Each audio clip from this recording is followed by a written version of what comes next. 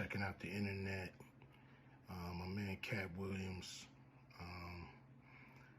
First of all, I just want to say, we shot that movie over 20 years ago. So, people have different perspectives, and it's been a long time.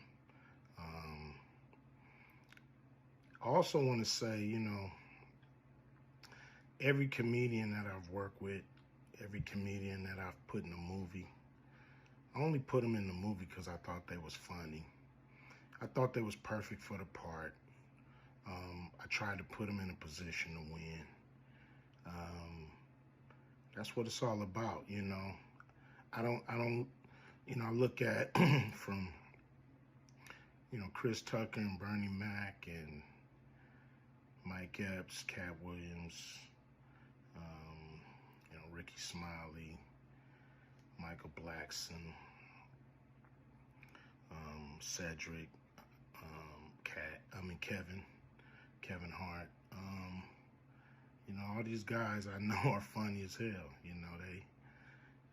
I didn't discover them. They were doing their stand-up or doing their thing, and I knew that they were great and that they could act, and that if I have an opportunity, I was gonna give them an opportunity. To me, that's what it's all about. As far as specific things, Katt was 100 on a few things. Most of what he was saying, a couple things, I just want to clarify.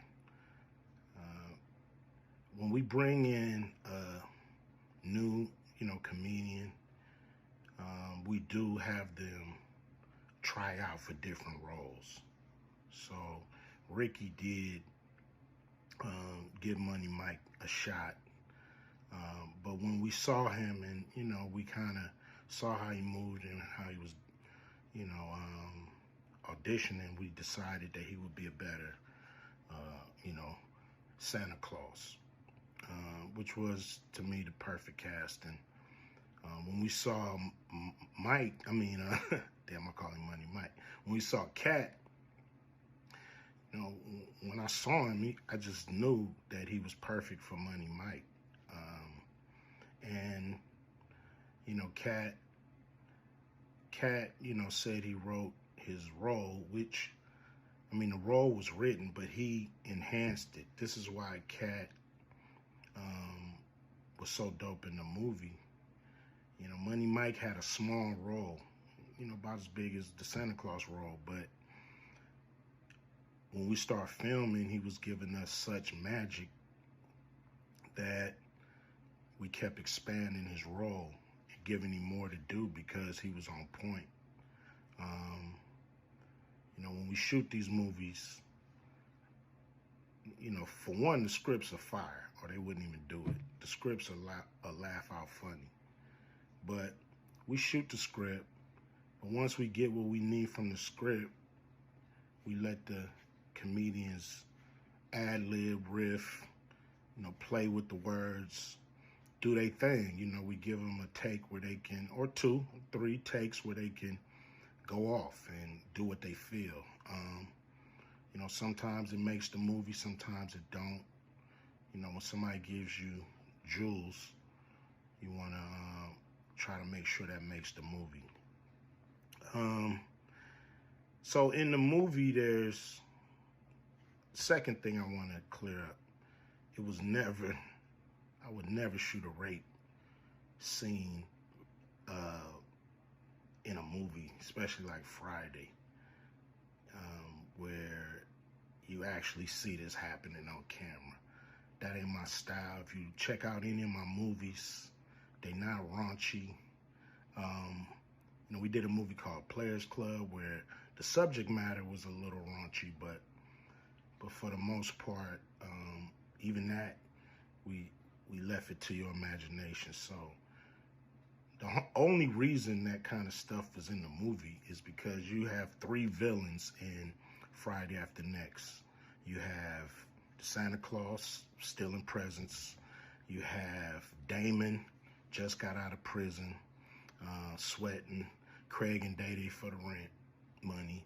And then you have Money Mike, you know, a pimp that treats his woman, you know, like a property. So Craig is always fighting the villains in the movie, you know, from the Joker brothers to Debo.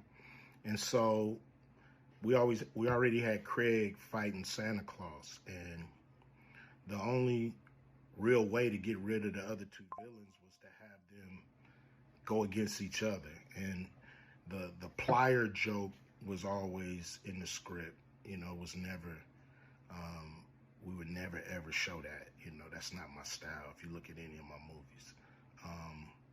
So, you know, that was never a discussion. You know, we,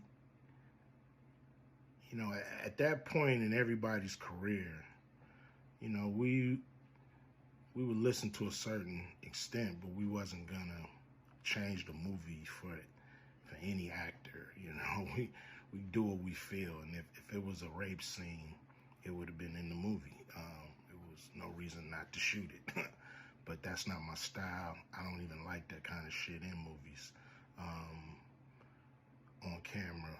And so, you know, that was, to me, a little discrepancy there.